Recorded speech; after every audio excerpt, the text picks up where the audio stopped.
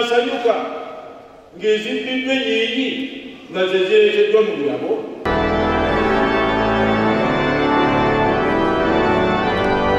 Enkya ya leero abantu bakedde kunganira mu lukiiko ya Pawulo Omutukuvu e Namirembe mu kusaba kusa n'okusinza nga wano wabaddewo saaviisi 32 ng'ebbiri zibadde mu lulimi Olungereza ate ng'eyokusatu ebadde mu lulimi Oluganda era ng'eno etandise ku ssaawa 4:30 ng'ekulembeddwa mu kitaffe mu Katonda Bishop Wilberforce Kyoluwalira.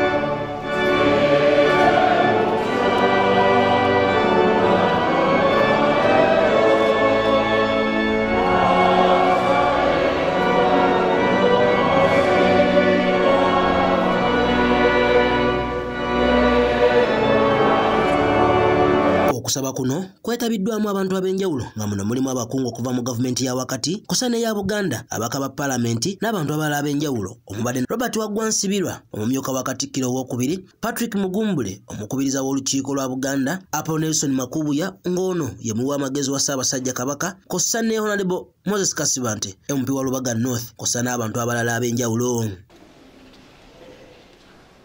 Tubaaniriza nnyo mu linnya lya Mukama waffe Yesu Kristo era muzikirize wakati muffe twanirize abakulu bano naye era munakkiriza nti buli muntu yenna ali wano omuto omuvubuka n'omukadde mwenna tubasaamu ekitiibwa. Bishop Luwalira abuulidde nga yeetoolera ku kitabo ky'Abebbulaniya essuula esooka era muno mwajje ennyiriri ez'enjawulo zaasomedde ababadde bakuŋŋaanye omubadde okukkiriza Katonda okuba omugabirizi kossa ne Katonda okuba nga tasobola kulekerera mu ngeri zonna. Ebigambo eby'ebbaluwa eri Abebbulaniya essuula ey'olubereberye era njagala mutegereze ebigambo ebyo. Naye mu ezo zonna Katonda ayogera ki? Emirundi mingi ayogedde gye tuli era mu byayogedde n'agamba nti alina omwana alina obulamu naye atalina mwana talina ki? Wali weebuuzizza ekyo kye kitegeeza kubanga ayogera gy'oli nange. Katonda tatuleka tatulekerera era mu buli ngeri obanga anaakozesa engeri zonna kakatulaba mu kuzaalibwa kwa Yesu bamalayika balina obubaka bwe baali balina okutegeeza abasumba ayinza okukozesa engeri yonna naye abasumba baali kirasi y'abantu enyoomebwa. Yeeyongedde mu maaso naawe obubaka bwa Ssekukkulu mwavumiridde ebikola ebibi nga muno mwe muli okutugumbula abantu mu ggwanga n'okuwasabirako ensimbi. Mu bitundu by'eggwanga ebimu abantu bakirimbulwa nga n'ekigendererwa ky'abatono tekitegerekeka bulungi. Owulira bwe basanjaga abantu awatali kisa oba okusaasira kwonna, tuwuniikirira n'okwennyamira n'okubuutikirwa ensisi bwe tusoma nti ono asse bwe bati ng'abasalako mitwe nti ate omulala bwe yamaze okutta n'akomawo enkeera era n'asanjaga n'abalala. Katonda tugamba ki mu mbeera efaanana bw'etyo? Omwana ono yazaalibwa olulimi lwe si lwakwagala, si lwakusaasiragana, si lwakubeeragana, si lwakuwaayo muwendo olwaffe ne ku lw'abalala. Era Bayibuli si etugamba nti bwe tufangayo ku byaffe tufengayo ne ku by'abalala. Bwe ky'otoyagala kukolebwa ku mubiri gwo lwaki okikola ku balala? Ayongedde mu maaso n'eyemulugunya ku bubbi kusa n'obulyako obufumbekedde mu ggwanga Uganda. Obubbi n'obulyako bino byeyolese nnyo naddala mu nsimbi ennyingi ezibbibwa ku mitendera egitali gimu. Katonda atugamba ki? ku nnaku nga zino tunaasanyuka ng'ezibbiddwa ennyingi nga ze zireeteddwa mu birabo? Katonda atugamba ki ku mayumba ge tuyinza okubanga ge tusulamu gagamba naye nga gavudde mu nsimbi ze tubbye?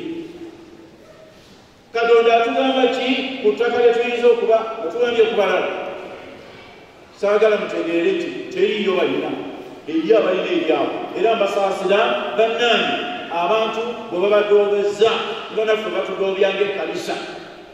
Nange mbasaasira kubanga waliwo abalina ebyabwe, waliwo abalina ebintu byabwe. Naye waliwo ate abagenzi nga basongasonga bwe batyo. Kakali Katonda atugamba ki? Abaana betukuza, abaana betuzadde betugamba nti tubalaga ensi mwe banaabeera, mwe banaaliiranga emmere n'etabula, ne babeera n'omukisa. Banaaba batya ng'ekibangirizi nze kye nnina nakibba bubbi bakunyigiriza balala. Naddala g'emmundu nga batiisatiisa abo abatalina ebyo. Katonda atugamba ki? Gwagikutte ng'otiisatiisa.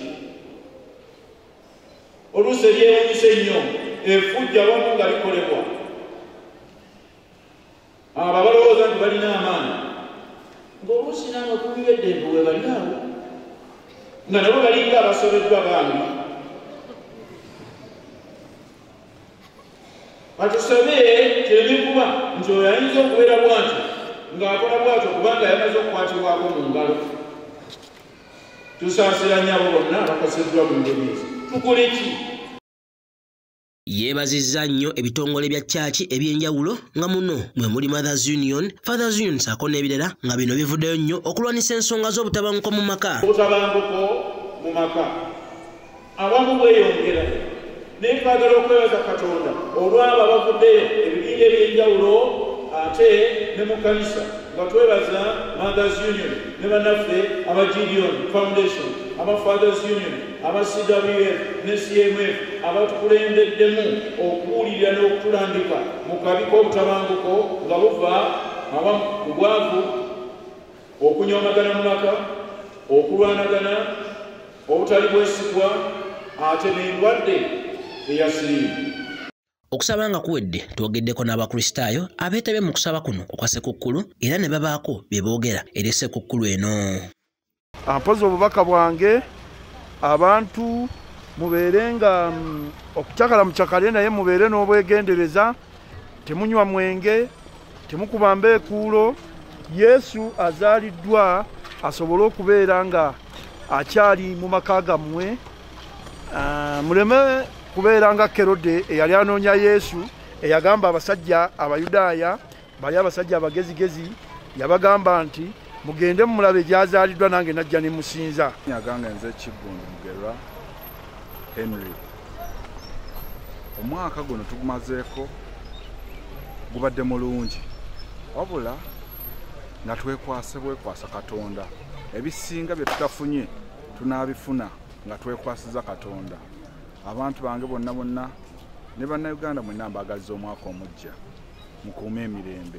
Everyone, my name is Ziwa Masi and this is my friend Nalima Jenny Mensa. I would like to wish everyone here and at home a Merry Christmas and a prosperous New Year 2020. Moses nze mbaka mu Parliament wa Lubaga North Constituency. Obubaka obwaleero omulabirizi kitaffe mu Katonda Wilberforce kityo Luwalira bwatuwadde buzaamu nnyo amaanyi nti Yesu Kristo bwe yali yazaalibwa mu mbeera esinga okunyomebwa, n'azaalibwa mu kitundu ekyali kisinga okunyomebwa, mu famire oba oliawo yali esinga okunyomebwa, naye olwaleero bwe tujaguza mu nsi yonna nga kabaka w'ensi eno. N'olwekyo obubaka obulimu naddala abantu abali mu buyinza, naddala abantu abalina amaanyi, naddala abantu abalowooza nti balina ssente okuba nti basobola okuwa ekitiibwa abalala abalabikira mu mbeera enyoomebwa olwaleero, naye nga Mukama Katonda buli omu asobola omusitula mu mbeera yonna gy'aba ayagadde. Twolekera ekiseera kino ekyokulonda, tugenda mu mwaka gwa 2020 naye nga 2021 nga gwakatandika tulonde abali mu buyinza olwaleero, Katonda asobola obbakkakkanya ate n'asitula abatabubaddeemu. Ku lwa MRU TV, Kanakulya Peter yakusakidde eggulire lino.